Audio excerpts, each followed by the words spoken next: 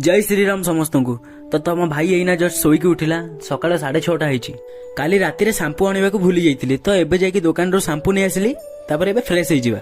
एबे तुम भाई फ्रेश होई पूरा रेडी होई गला। तापरे मु घरे भगवान कर पूजा अर्चना आरंभ करि देइथिली। घरे पूजा सारिकी मु बाहर जाइतिली श्री राधाकृष्ण मंदिर को। मंदिर रे पहुंची भगवान कर दर्शन सारिकी मु पुणी घर को बाहरी गली। एबे तुम भाई को बहुत जोर से भोक होलानी तो घरे पहुंच पहुंच देखिली ब्रेकफास्ट पूरा रेडी होई अछि। जमा लेट न करिकी मु सांगे सांग खाई देकी बाहरी गली सागर भाईना दुकान को। भाईंकर दुकान रे पहुंची देखिली भाई टोटल राति अनिद्रा। से निजे चा न पीकी पुणी मते ही चा दे देले कि तू पी गई। चाहा पी सारिकी भाईना विदाय नेकी मु चालली मोबाइल रो बैक कवर चेंज करबाकू। तापर एई महान व्यक्ति जनक मो ऊपर एमती आक्रमण करले जे मो मोबाइल तळे पड़िकी डिस्प्ले उड़ी गला। तार गोटे काम आसीथिले आ गोटे काम होइगला। छी यार एबे तुम भाई मोबाइल बैक कवर धरिकी घर को बाहर गला। आज फ्रेश ब्लॉग को बहुत सारा भल पाइबा देबे। जय श्री राम।